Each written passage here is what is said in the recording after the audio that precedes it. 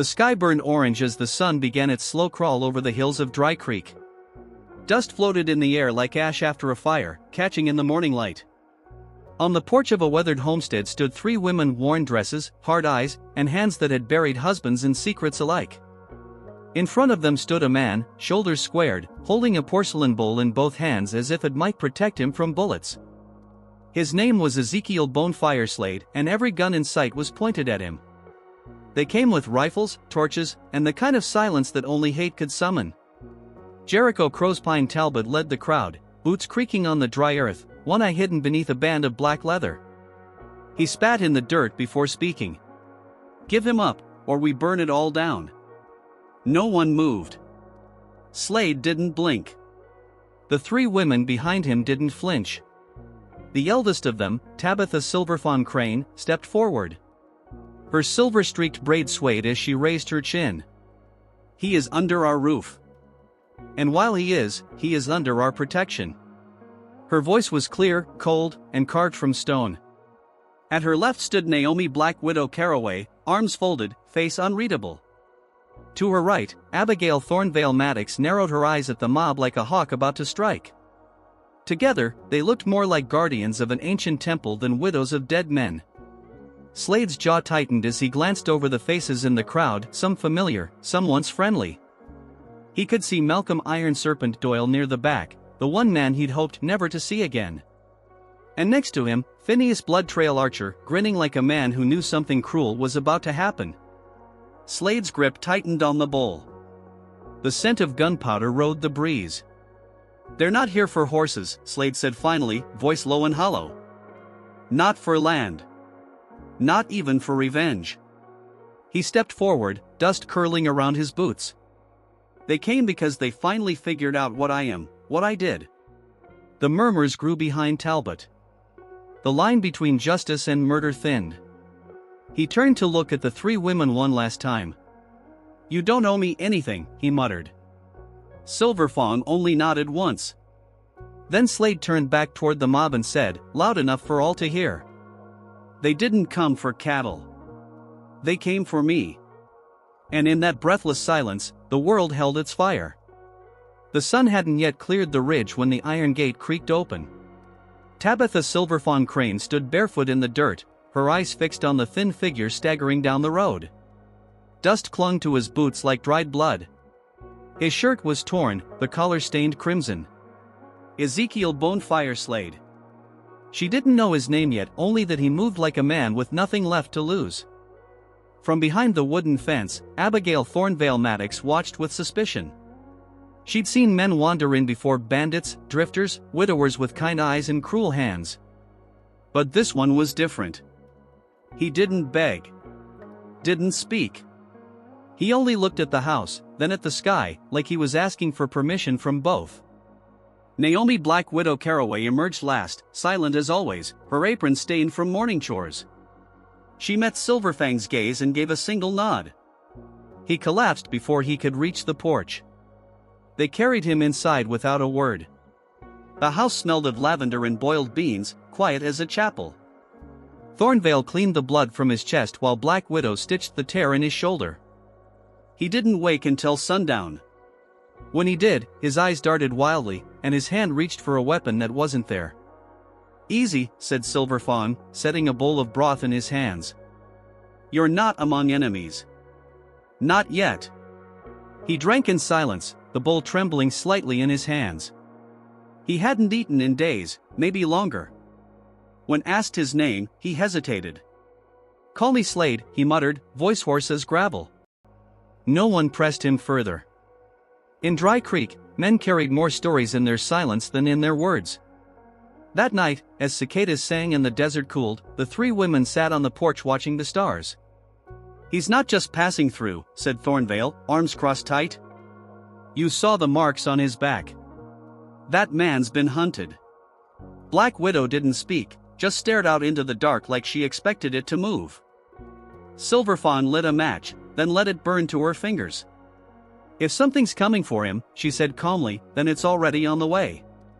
Inside, Slade stood by the window, staring into the black nothing beyond the hills. His hand hovered over the knife tucked in his belt. He hadn't intended to stay. But something about this place, about them, felt like the last good thing left in a broken world. He whispered a name under his breath, too soft to hear.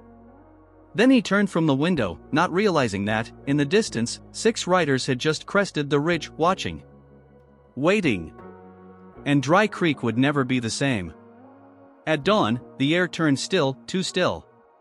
The wind that usually rattled the shutters had died, and even the crows that nested in the old sycamore kept quiet. Ezekiel Bonefire Slade sat at the edge of the porch, sipping bitter coffee from a tin cup. The scar on his shoulder throbbed. Behind him, the creak of the wooden floor told him that Tabitha Silverfang Crane had already noticed the silence too. She didn't speak. She just stood there, holding her breath like the land was about to confess something. By mid-morning, a rider passed on the trail below, alone, but not lost. He didn't stop or wave. Just looked at the house too long, too hard. Slade saw the mark burned into the side of the man's saddle, a coiled serpent. He knew that mark. Malcolm Iron Serpent Doyle branded his riders with it, not for loyalty, but ownership. A signal. A warning. And now the signal had been sent. Inside, Naomi Black Widow Carroway stared at a folded letter that had appeared on the front gate, pinned with a hunting knife. Its contents were simple: "You're harboring a murderer. You have 1 night to fix that." Abigail Thornveil Maddox read it aloud, her voice low but steady. "They're not asking," she muttered. "They're promising." The women all turned to Slade. He didn't argue. "I'll leave now," he said, setting his cup down. "No need for blood that isn't mine." But Silverfang stepped between him and the door. "If they want you dead," she said, "leaving won't stop them. They'll burn the house just to make sure." Her voice didn't waver. She wasn't afraid of men like Doyle. She'd buried worse. Thornveil folded her arms. "What exactly did you do, Slade?" Her question wasn't curious, it was judgment, plain and sharp. He looked down. "I saw something. A deal gone wrong. A child was killed. I spoke up, and they painted me as the one who pulled the trigger." He paused, his hands clenched. "I ran because they made the law. And I knew the law would never be on my side." The room fell into a tense silence.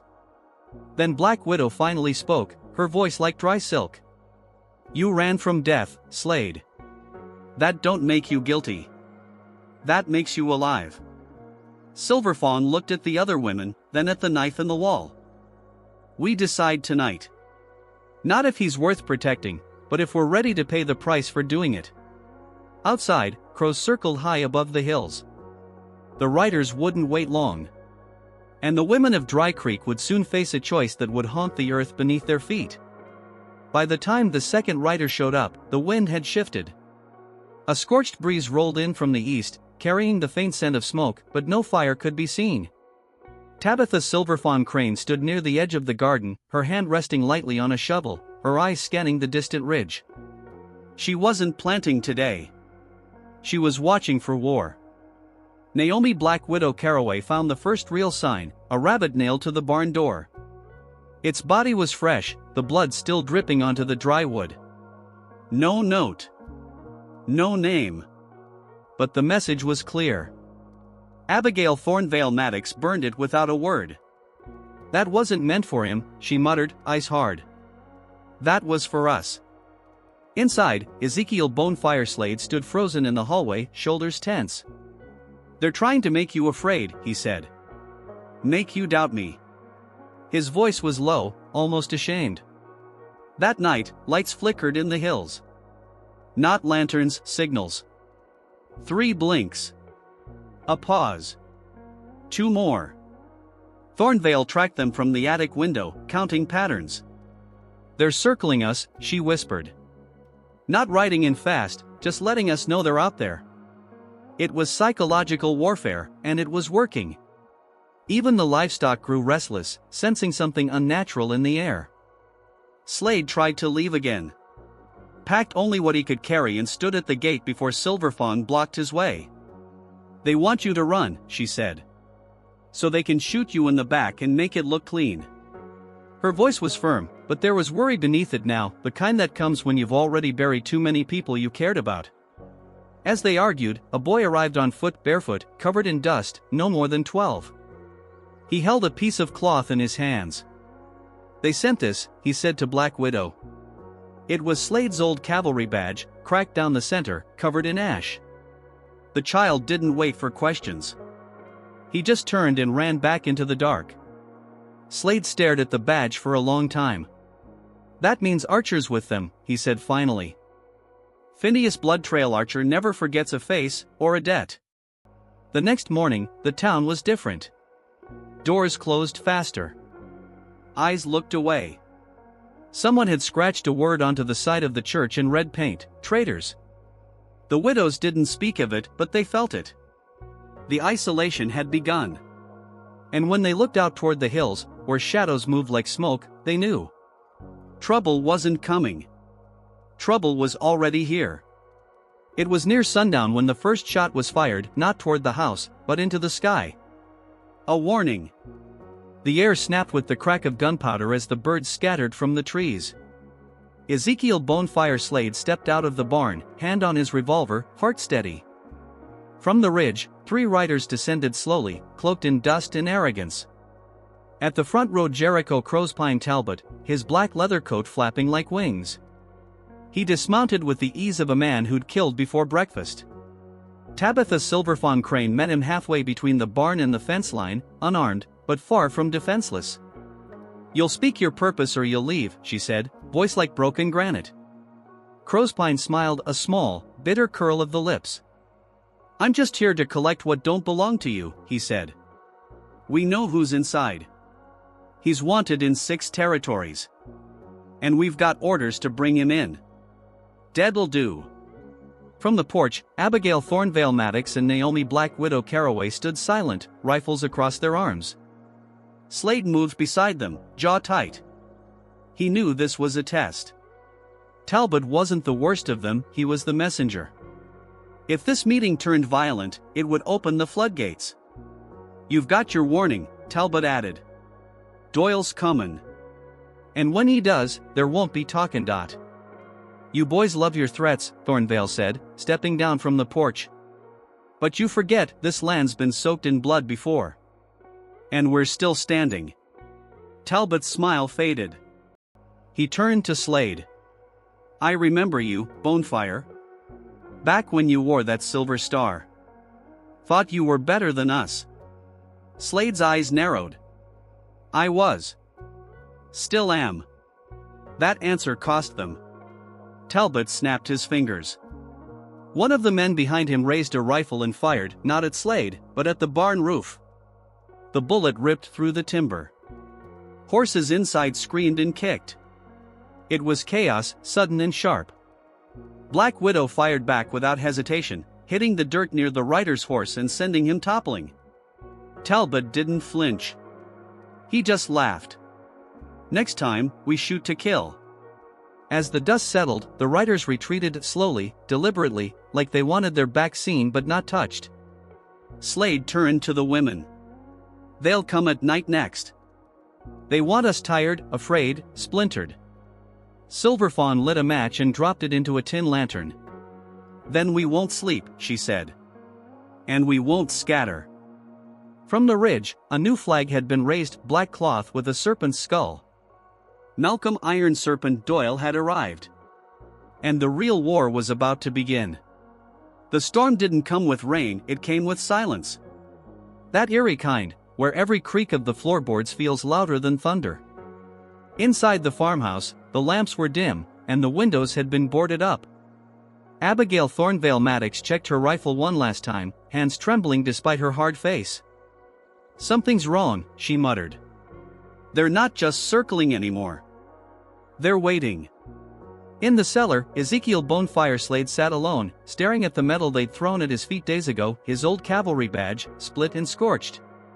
He held it like a ghost. Naomi Black Widow Carroway entered without knocking. "You need to tell them," she said softly. "Before someone else does." Slade didn't look up. "They think I saw a child die," he said. "But it was worse than that. I ordered it." The words landed like a thunderclap. Upstairs, Silverfang felt the shift in the house as if the walls had leaned in to listen. Slade continued, voice cracking, but steady. "It was a village. Accused of harboring raiders. I was told to clear it. No trial. Just fire." He rubbed his eyes, ashamed. But the raiders weren't there. Only farmers, families. I followed orders. And when I tried to report the truth, Doyle and Archer made me the scapegoat. Black Widow didn't move. So you ran. I ran, Slade repeated. But not because I was afraid to die. Because I didn't deserve to live, not after what I'd done. He finally looked up. I thought I could find a quiet place to die. But then I found this one. Above them, Thornveil stood frozen as Silverfang stepped through the doorway, having heard it all. Her face was unreadable. She stared at Slade like she was measuring something ancient and painful. "You committed a sin," she said. "One that can't be washed away with silence. But you came here to die, and instead, you've chosen to fight. That counts for something." At that moment, a warning bell rang from the tower near the barn, one they hadn't used in years. A figure had been spotted near the creek. Jericho Crowspine Talbot again, but this time, with a white cloth. A parley. Slade stood, straightened his coat, and strapped on his gun. "This is it," he said. "They know I'm not hiding anymore. They're coming to finish what they started, but they don't know what's waiting for them." Outside, the wind rose, carrying not just dust, but the sound of riders approaching. And the line between justice and vengeance was about to be erased. Night fell without stars. The clouds hung low, thick and unmoving, like the sky itself was holding its breath. Inside the farmhouse, candles flickered against boarded windows as final preparations were made. Tabitha Silverfang Crane tightened the straps of her leather belt, sliding a rusted revolver into the holster she hadn't touched in 15 years. "We wait until they move first," she said calmly. "They want us desperate. Let them think we are." Downstairs, Ezekiel Bonefire Slade stood in front of a cracked mirror, struggling to lace up his boots with one stiff hand. Blood still oozed slowly from the stitches on his ribs. He wasn't ready. Not physically. Not mentally. But readiness didn't matter anymore. He looked at himself, the scars, the tired eyes, the weight of too many ghosts, and whispered, "Let them come." Beside him, Naomi Black Widow Carroway loaded a pair of pistols in silence, eyes steady, her mouth set like a gravestone. They didn't expect what came next. A bundle crashed through the front window, wrapped in cloth and soaked with kerosene. It landed with a wet thump and rolled to a stop at Black Widow's feet. Seconds later, the fire ignited. Flames roared up the wall, licking the curtains. Thornveil screamed from the kitchen. "Get water, now!" But it was too late. The fire had been started as a distraction. From the darkness outside came the sound of hooves, dozens of them, and then, shouting. The front door exploded inward. Jericho Crowspine Talbot entered first, rifle drawn, eyes wild. Behind him came two more riders and Malcolm Iron Serpent Doyle himself, his long coat dragging embers across the floor. "Enough playing house," Doyle growled. "You had your chance." Slade raised his weapon, but Doyle was faster. The shot rang out, catching Slade in the shoulder. He dropped to one knee. Blood soaked through his shirt instantly. Black Widow grabbed him and dragged him behind the overturned table. "He's still breathing," she hissed. Thornveil fired from the kitchen door, hitting one of Doyle's men square in the chest. The man dropped, twitching, as Silverfang lit a fuse leading to a cache of old dynamite hidden beneath the floorboards. Her voice was ice, "We die on our feet, or not at all." Slade, clutching his bleeding shoulder, leaned against the wall. "I have a way to end this," he muttered. "But it'll cost me everything." Silverfang looked at him, eyes full of unspoken fury and fragile faith. "Then it better be worth it." Outside, the other riders waited, but the flames and gunshots had thrown them into hesitation. Inside, a desperate plan began to take shape. Smoke curled through the rafters, painting shadows that danced like spirits over the scorched walls. Ezekiel Bonefire Slade staggered into the center of the room, blood running freely down his arm, the world tilting at the edges. Jericho Crowspine Talbot stood across from him, rifle aimed but not yet fired. Behind Talbot, Malcolm Iron Serpent Doyle watched with his arms crossed, jaw clenched, waiting for Slade to collapse. He wanted a public kill, slow, humiliating, final. Slade didn't fall. Instead, he reached into his coat with his good hand and pulled out a folded piece of parchment, stained and scorched. He tossed it across the floor. "That's your signature, Doyle," he said. "Orders for the massacre at Red Hollow. You blamed me, but it was your ink." The room shifted. Even Talbot blinked. Doyle's mask cracked for the first time. "You kept that," he growled. "After all these years?" Silverfang stepped forward from the shadows, rifle raised. "It's not just the paper. Doc Beale verified the handwriting. And there's more witnesses. Survivors. Including one you thought dead." From the back room, the creaking of the door echoed like a gunshot. A boy stepped out, no older than 15, thin, bruised, but very much alive. The same boy who'd brought the badge. "He's the son of the farmer you burned," Black Widow said coldly. "He saw everything." Talbot lowered his rifle just slightly. "You told us it was raiders. That there were no survivors." His voice wasn't angry, it was confused. "We burned those homes. We believed you." Doyle snapped, stepping forward. "You think that makes you innocent? You all followed orders. Same as him." He pointed to Slade. "Difference is, he ran like a coward." "No," Thornveil said, stepping beside Slade. "He ran because he saw what you made him do. And he chose to stop it." She looked at Talbot. "You still have that choice." The room pulsed with silence. And then, slowly, Talbot turned his rifle away from Slade. "I'm done spilling blood for your lies," he said to Doyle. "I ain't your dog no more." In one smooth motion, Doyle reached for his pistol. But he was too late.